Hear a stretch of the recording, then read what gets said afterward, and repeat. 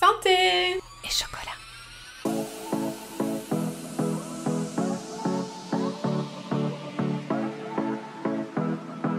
Bonjour et bienvenue dans Santé et chocolat, le podcast qui sème les graines d'une vie plus saine tout en gourmandise, où j'aborderai avec vous la nutrition selon une approche métabolique et holistique.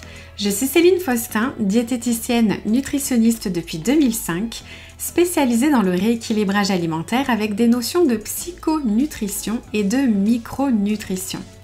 Derrière chaque épisode se cache un peu de mon parcours, mon histoire avec la nutrition, mais aussi beaucoup d'expériences vécues auprès de mes patients. La compréhension du fonctionnement de votre métabolisme est une notion essentielle à mes yeux et je vous le partage ici dans ce podcast. D'ailleurs, j'aborderai les thématiques comme la perte de poids, la productivité, la prévention santé, le sucre, des sujets qui me passionnent et qui sont la base de mes accompagnements. Seule ou avec des invités, je vous partagerai mes conseils simples et applicables instantanément dans votre quotidien. En toute sérénité, vous allez acquérir les connaissances dont vous avez besoin pour vous permettre de vous sentir bien dans votre corps, votre esprit et votre assiette. Installez-vous confortablement, prenez votre boisson préférée et un petit carnet. Je vous souhaite la bienvenue et une belle écoute. Hello et bienvenue dans ce nouvel épisode du podcast Santé et Chocolat, premier épisode de l'année. Je vous souhaite à tous mes meilleurs vœux pour cette année, qu'elle soit l'année de l'accomplissement de tous vos projets. Je suis très heureuse d'être là avec vous pour vous parler de nutrition et de tous les sujets santé qui me passionnent. Dans cet épisode, aujourd'hui, j'aimerais aborder le sujet du stress et de comment il peut vous faire prendre du poids. Le stress, je pense qu'on le vit tous de nos jours et surtout en ce début d'année où on se met la pression pour atteindre nos objectifs, notamment dans la perte de poids. Seulement, on veut bien souvent tout révolutionner du jour au lendemain et évidemment, au bout de quelques semaines, voire moins, c'est l'échec. Et voilà la perte de confiance en soi à ce moment-là. Dans tous mes accompagnements, tous mes programmes, je procède toujours avec mes patientes sur le principe étape par étape. C'est vraiment la clé de la réussite et je le vois bien depuis 20 ans que j'exerce. Oui, ça fera 20 ans cette année. Je suis tellement fière, c'est très exceptionnel. Donc, dans cet épisode, j'aimerais vous parler, vous expliquer comment fonctionne votre corps vis-à-vis du stress et les conséquences sur votre poids. Ainsi, vous aurez peut-être envie de vous mettre moins la pression en ce début d'année.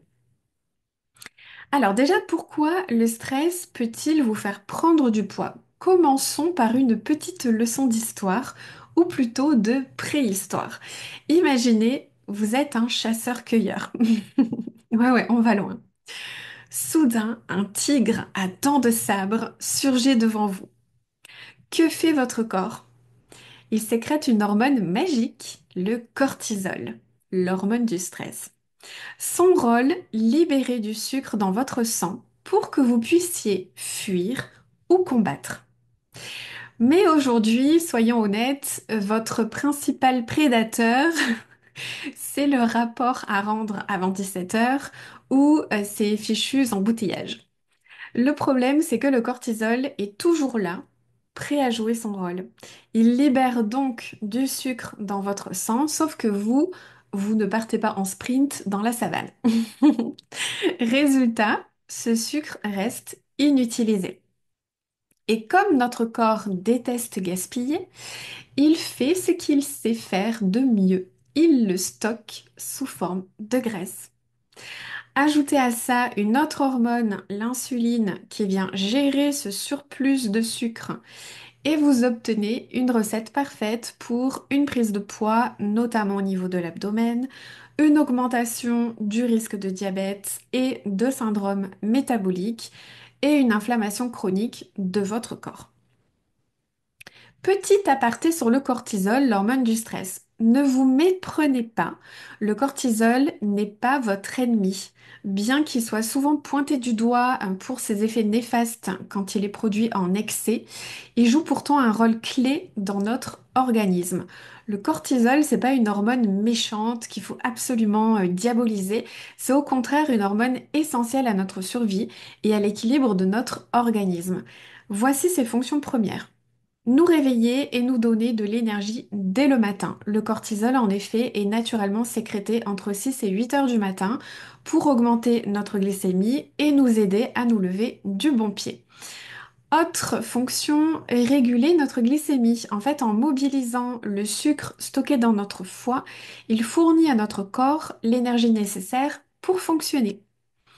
Aussi, il nous permet de réagir face à un danger puisque en situation de stress ponctuel, il mobilise de l'énergie rapidement pour que nous puissions fuir ou combattre. Et autre fonction, aider à la gestion des inflammations, le cortisol joue un rôle anti-inflammatoire important pour maintenir notre système immunitaire en équilibre. Donc en résumé, sans cortisol, on aurait du mal à fonctionner au quotidien. Donc le problème, ce n'est pas le cortisol lui-même, mais plutôt sa production excessive et chronique. Quand le cortisol est constamment élevé, notamment à cause du stress, il peut alors devenir un vrai obstacle, notamment pour la perte de poids. D'ailleurs, voici les conséquences d'un excès de cortisol. En fait, quand il est produit en excès, ça peut provoquer une perturbation de votre métabolisme et donc rendre la perte de poids plus difficile. Diminuer vos défenses immunitaires, vous rendant ainsi plus vulnérable aux maladies. Et ça provoque aussi l'apparition de troubles cutanés comme l'eczéma par exemple. Je pense qu'on connaît tous l'eczéma en cas de stress. Et même ça peut favoriser des pathologies comme l'hypertension ou l'ostéoporose. Bref, c'est l'effet boule de neige. Plus vous êtes stressé, plus votre corps subit. Autre cercle vicieux dont j'aimerais vous parler, c'est le cercle stress-sommeil et fringale. Le stress chronique a aussi un impact énorme sur votre sommeil.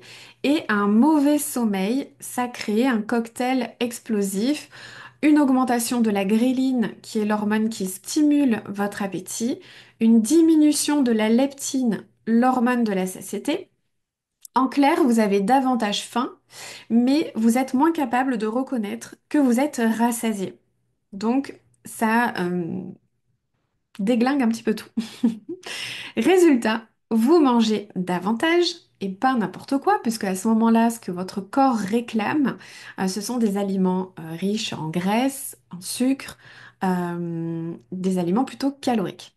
On estime d'ailleurs qu'un manque de sommeil peut nous faire consommer entre 380 et 550 calories de plus par jour, sans même que vous vous en rendiez compte. Mais rassurez-vous, la bonne nouvelle, c'est que vous pouvez quand même agir. Voici quelques techniques simples à adopter dès aujourd'hui pour limiter l'impact du stress sur votre poids. Premièrement, la cohérence cardiaque.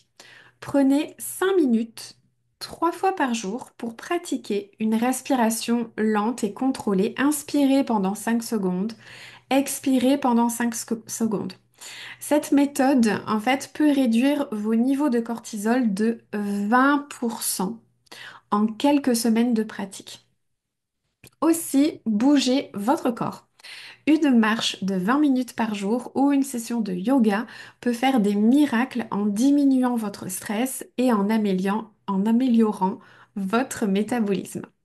Aussi, dormez mieux, fixez-vous en fait un petit rituel du soir pour un sommeil réparateur. Éteignez vos écrans, détendez-vous avec une tisane ou une lecture. Un bon sommeil en fait peut réduire vos niveaux de cortisol jusqu'à 15%. Aussi, riez, rigolez. Regardez une comédie, papotez tout en rigolant avec un ou une amie. En fait, 10 minutes de rire peuvent réduire le cortisol de près de 40%. Également, manger équilibré. Favorisez les aliments riches en magnésium comme les amandes, le chocolat ou les céréales complètes et les oméga 3 comme les poissons gras pour réduire naturellement le stress et aussi pour compenser le fait que quand vous êtes stressé, votre corps va puiser dans vos réserves de magnésium.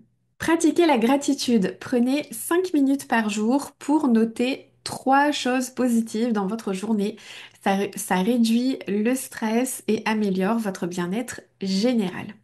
Et aussi, ça vous permet du coup de vous focaliser sur les choses positives de votre journée. Et septième conseil, d'essayer la méditation ou la relaxation. Quelques minutes de méditation, de cohérence cardiaque chaque jour peuvent complètement transformer votre gestion du stress. Aussi, j'ai quelques conseils nutrition à vous donner, bien évidemment. Premier conseil, avoir un petit déjeuner qui vous apporte ce qu'il faut pour prévenir le stress. Je vous conseille d'équilibrer déjà votre petit déjeuner en apportant des protéines qui vous permettront de déclencher la sécrétion de dopamine. C'est un neurotransmetteur qui vous apportera un coup de boost, l'envie de faire, vous donner la confiance en vous, vous faire ressentir de la joie. Oui, oui, tout ça, ça fonctionne au niveau de notre cerveau. C'est quand même important, je pense, en période de stress, de se sentir déjà bien comme ça, de base, grâce au métabolisme. Et il est clair que si on se sent déjà bien dans notre corps et notre esprit, un coup de stress passera beaucoup mieux parce que déjà on sécrétera les bons neurotransmetteurs. Sachant que pour que cette dopamine soit bien sécrétée, il ne faut pas que notre sang soit trop sucré.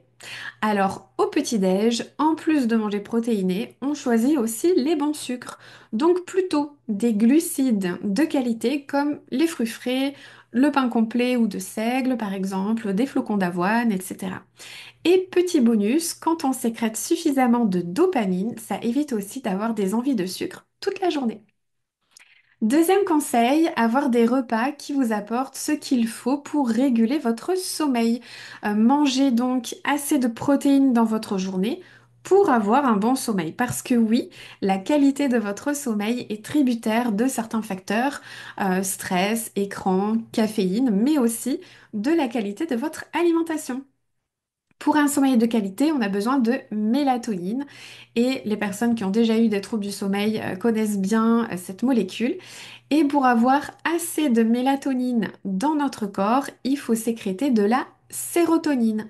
Et pour ça, il faut de la protéine. Et oui, c'est un petit peu une réaction en chaîne.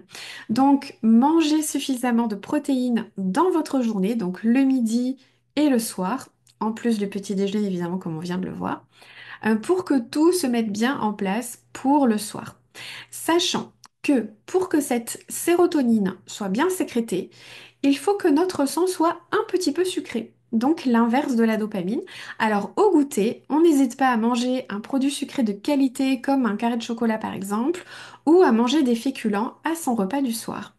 Et non, les féculents le soir ne vous empêcheront pas de perdre du poids. En fait, vous l'aurez compris, une bonne base, un bon terrain permettra une meilleure adaptation face au stress. Donc, on agit en préventif. Aussi, je voulais vous parler de 7 compléments qui vous aideront à régulariser votre cortisol. J'allais dire cholestérol. On parle du cortisol. L'ashwagandha, en fait, c'est une plante adaptogène et qui est bien connue pour ses effets sur la réduction du stress et l'équilibre des hormones, y compris le cortisol. Plusieurs études ont d'ailleurs montré qu'elle peut aider à réduire les niveaux de cortisol chez les personnes stressées. Aussi, la rhodiola, c'est une autre plante adaptogène qui aide à réduire la fatigue et le stress et en plus, ça améliore la résilience mentale. Le magnésium, évidemment, c'est un oligo-élément essentiel pour de nombreuses fonctions de notre corps, y compris la régulation de l'humeur et du stress. Et une carence en magnésium peut aggraver le stress, alors qu'un apport suffisant, mais tout dépend de ce qu'on appelle suffisant, ça peut aider à réduire les niveaux de cortisol. Et un conseil, choisissez plutôt du bisglycinate de magnésium, il sera beaucoup mieux assimilé. Autre supplément, complément intéressant, ce sont les oméga 3. Les oméga 3 qu'on trouve dans les huiles de poisson sont connus pour leurs bienfaits anti-inflammatoires et leur effet potentiel sur la réduction du cholestérol. Aussi, la L-théanine, c'est un acide aminé présent dans le thé vert notamment. Ça a un effet calmant sans provoquer de somnolence. Et ça peut aider à réduire le cortisol en favorisant une réponse plus relaxante au stress. Et on peut la trouver en poudre ou en capsule. La mélisse, c'est une plante qui est traditionnellement utilisée pour ses effets calmants. Et ça peut aider à réduire l'anxiété aussi et par conséquent le cortisol. Et ça, on peut le faire en infusion. D'ailleurs, souvent, la mélisse est présente dans les infusions sommeil, voilà, pour bien dormir. Voilà, souvent il y a écrit sommeil apaisant ou je sais pas, est-ce qu'il peut y avoir d'écrit sur les étiquettes, mais souvent c'est un mélange dans les plantes, elle est présente. Donc vous le voyez, pour réduire son cortisol, pas de supplément miracle, pas de technique coûteuse, mais plutôt des approches simples que vous pouvez pratiquer dans votre quotidien. Et ce qui compte évidemment, c'est la régularité. En conclusion, le stress, on ne peut pas toujours l'éviter, mais on peut apprendre à mieux le gérer et ainsi à protéger son poids, sa santé et surtout son bien-être. Alors, pourquoi ne pas commencer aujourd'hui avec l'une de ces astuces? Et souvenez-vous, votre corps est votre meilleur allié. Prenez-en soin, réduisez le stress et il vous remerciera en vous aidant à atteindre vos objectifs. Je vous retrouverai avec grand plaisir dans un prochain épisode. En attendant, si l'épisode du jour vous a plu, s'il vous a inspiré et motivé à prendre soin de vous dans votre quotidien, n'hésitez pas à le partager autour de vous ainsi qu'à laisser une jolie note et un avis si vous souhaitez soutenir le podcast. À très vite!